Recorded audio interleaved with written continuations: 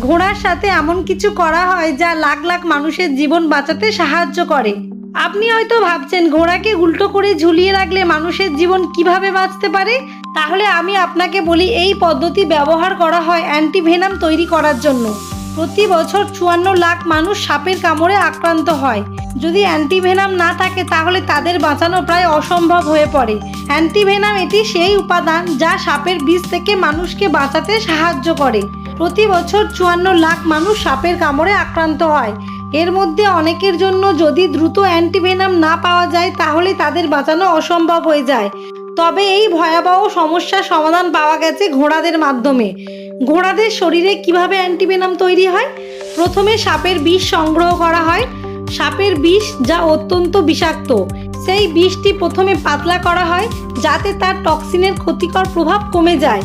তারপর এই পাতলা করা বিষটি ঘোড়ার শরীরে ইনজেক্ট করা হয়।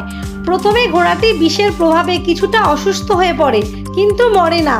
এটি অত্যন্ত কষ্টকর প্রক্রিয়া, কারণ ঘোড়াটি বিষ গ্রহণ করার পর তার শরীরে প্রতিরোধ ব্যবস্থা বা ইমিউনো সিস্টেম সেই বিষের বিরুদ্ধে কাজ করতে শুরু করে। কিছুদিন পর ঘোড়া এই বিষের প্রভাব সহ্য করার মতো শক্তিশালী হয়ে ওঠে এবং তার শরীর অ্যান্টিবডি তৈরি করতে শুরু করে। এটি একটি দীর্ঘ প্রক্রিয়া। ঘোড়াটি সুস্থ হয়ে উঠলে তাকে আবার বিষ দেওয়া হয়।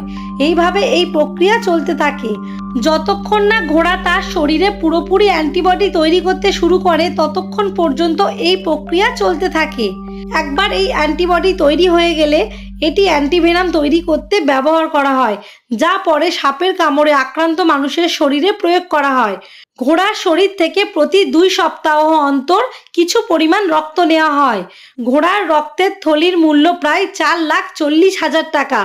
এই রক্তের মধ্যে থাকা অ্যান্টিবডি সংগ্রহ করা হয়, যা পরে অ্যান্টিভেনাম তৈরি করতে ল্যাবে ব্যবহার করা হয়। এই প্রক্রিয়া শুধুই শারীরিকভাবে ঘোড়ার জন্য কষ্টকর নয়, কিন্তু তার সাথে মানবিক দিকও অসাধারণ। অ্যান্টিভেনাম তৈরি হওয়ার পর সাপের বিষ দ্বারা আক্রান্ত মানুষকে দ্রুত দেওয়া হয় যাতে তার জীবন বাঁচানো যায়। সাপের কামড় থেকে মানুষকে বাঁচাতে ঘোড়ারা এই গুরুত্বপূর্ণ ভূমিকা পালন করে, যা মানবতার জন্য অমূল্য দান। তো বন্ধুরা, এই ছিল আজকের বিষয়। ভালো লাগলে পেজটি ফলো করে পাশে থাকবেন।